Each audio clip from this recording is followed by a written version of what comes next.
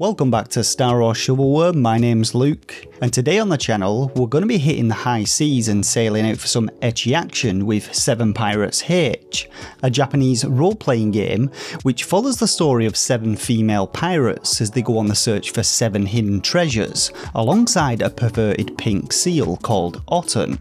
Now this one is the 4th game in the Genkai Tokki series and a port of the PS Vita game, which up until now has been exclusive to Japan, but there are no doubt plenty of Western fans out there looking forward to this localization. So hit that like button, subscribe to be notified of future reviews and content, and let's get into it.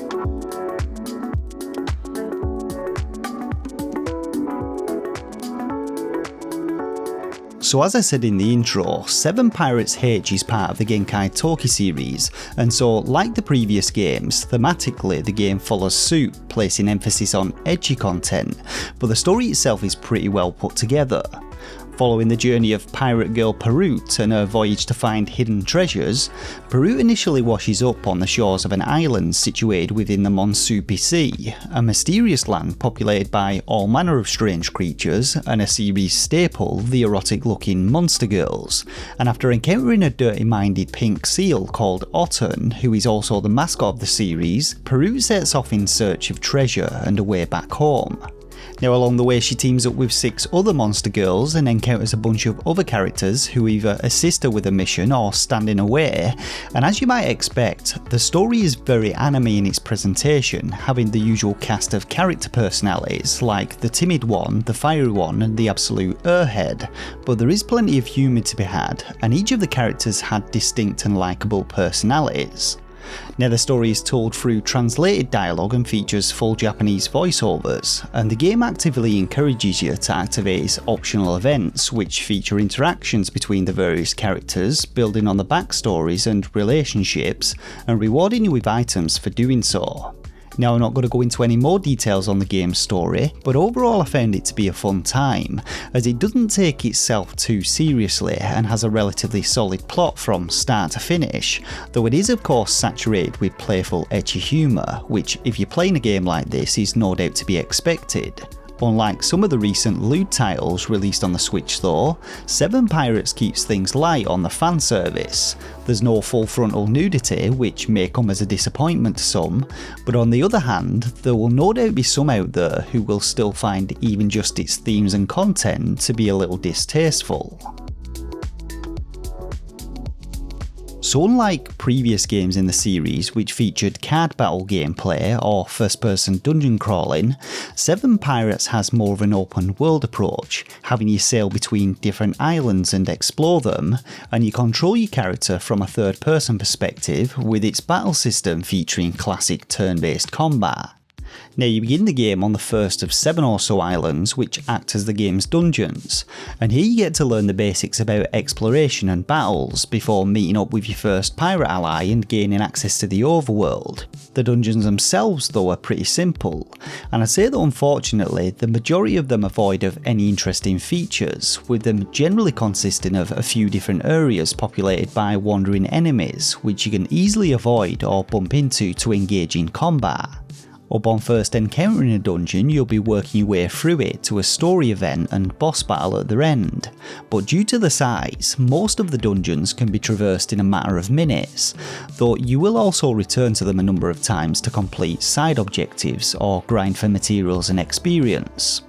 Now the gameplay in 7 Pirates roughly follows a loop of specific objectives you must complete in order to progress the game, and while there are plenty of optional side quests for you to pursue, this loop is repeated throughout its entirety, which does kind of get a bit samey after a while, but it generally goes something like this. Your compass in the top right corner points you towards an island containing your next treasure. You head to the island, explore it and beat its boss to obtain said treasure, and then you head back to the overworld and pick up a bunch of secondary objectives given to you by the ever helpful Boobykin. These objectives can involve searching the seas until you find an event or Boobykin hiding out somewhere, or alternatively farming enemies for quest materials, but after completing them, you're usually rewarded with a map fragment which then opens up more of the world leading to your next island, and that is about the gist of it. Of course, there's plenty of storyline to enjoy between objectives and a ton of optional side missions, including more material gathering, more boobikin finding and optional bosses to fight, which reward you with gold items and new pieces of clothing to wear. But in general, I have to admit I found gameplay became a little bit repetitive, which to be honest could be a good thing or bad thing depending on what you're looking for. Now as you progress through the game you'll encounter a bunch of different monster girls, 6 of which become allied with you and who will join your team, and from 7 playable characters you'll get to build a team of 4 with which to venture into dungeons with. Each of these characters have their own personalities, attributes and abilities, and as with the game's enemies, they're also assigned one of 3 affinities, those being green for wind, blue for water or red for fire. Where the affinities come into play is with the combat system, as fire for instance is weak against water but strong against wind, so you're able to leverage these weaknesses to deal more damage by targeting specific enemies, using the characters with affinities that they're weak against. As with the rest of the game though, the combat is kept relatively simple. You take turns trading blows with your opponent, with the order of battle determined by each character's agility stat, and alongside standard attacks, each character has abilities they can use to deal damage, buff or heal allies, or debuff enemies. Unlike other games though, the MP that these abilities consume is generated by performing basic attacks or taking damage, which I thought put quite an interesting spin on things. Upon maxing out your MP, your character will become aroused, and able to perform a powerful and unique special attack, though after the arousal subsides they'll be left drained of MP. We all know that feeling. Now, I found combat to be relatively enjoyable, however apart from a few fights in the latter part of the game there's actually very little challenge to it, and I feel this stems from 3 main issues. Firstly, there are no complex interactions to be concerned about, bar a few debuffs like paralysis, poison and sickness. Secondly, while specific characters excel in certain roles like damage dealer, healer or support, every character eventually gains the ability to heal and cast buffs and debuffs through the use of boobikin abilities, so these roles kind of become obsolete. Finally, towards the latter half of the game you're required to revisit previous dungeons, but unfortunately they're still populated with the same enemies whose levels remain the same, and by this point you can practically one-hit everything in the game, apart from of course bosses. Now when it comes to levelling up your characters, here's where the fan service comes in, as instead of standard level ups, 7 Pirates features the booby training system, which is just about as classy as it sounds, but did at least amuse me for the first few times that I initiated it. Now basically this involves you manipulating each character's breast in different ways in order to increase certain stats. For instance, making them bigger results in increases to your damage, while reducing the size increases your speed and agility, and modifying each of these parameters actually requires you to perform different motions with a thumbsticks or touchscreen. Like I said, this is somewhat amusing the first few times you do it, but you do have to do it for every single level up, and it does eventually become tiring. In addition to increasing your attributes though, booby training also affects the in-game appearance of your character's breasts, but there doesn't appear to be a limit to this, and so ploughing all of your level ups into size results in some absolute monster tiers. Now there are a few other mechanics in the game that I haven't really touched on, including equipable underwear which grants different abilities and stat bonuses, the crafting mechanics where you can use materials to craft said underwear, and the Autumn Cannon minigame which is required to defeat certain bosses, but I think I've more or less covered all of the main mechanics of the game.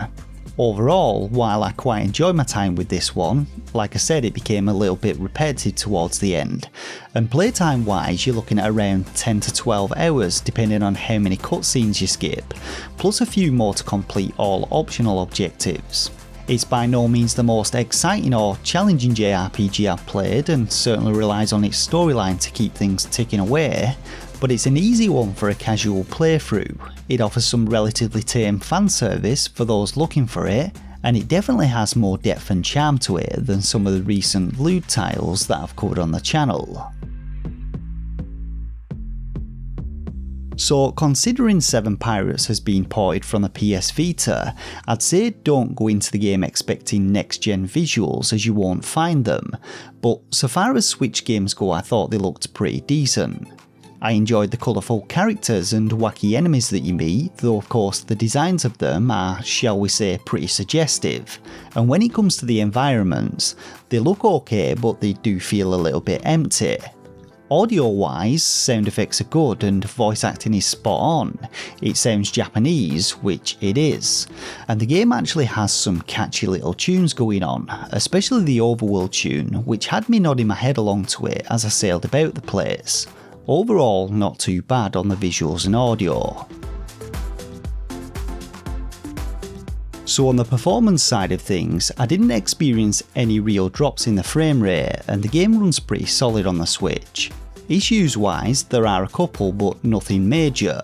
I did have occasions when I found myself sailing about the place with no indication of where to go, and I feel an objective log would have easily have solved this. As I mentioned, the booby training becomes a little tiresome, as does the egg cracking mechanics which offer up additional items, and the drop rates on some of the quest items had me grinding particular enemies for about 30 minutes, which again was a little bit monotonous. Other than these things though, I did experience a single hard crash, and due to there being no autosave system, I ended up losing about an hour's worth of progress, so if you do end up playing the game, I highly recommend saving as often as you can. When all's said and done though, Seven Pirates H is a decent little RPG with some light-hearted ecchi elements to both its gameplay and story, but it does get a little bit repetitive and its endgame is a little lackluster. When it comes to my own personal rating though, I'm going to be giving Seven Pirates H 3 out of 5 stars. As with all games like this, Seven Pirates H is catering for a particular audience, and I feel this one is perhaps more for the series fans than the general populace, but there is still plenty to enjoy here if you can just manage to look past the boobies. And so that about wraps up this review of Seven Pirates H on the Nintendo Switch, but are you a die-hard fan of the series and will you be picking it up? Let me know down in the comments section below. As always, if you've enjoyed this video and found it helpful, hit that like button, and if you watch my content regularly but are not yet subscribed, be a star yourself and do so. For now though, I just want to thank you all once again for watching, and until next time, take care of yourselves, and game on.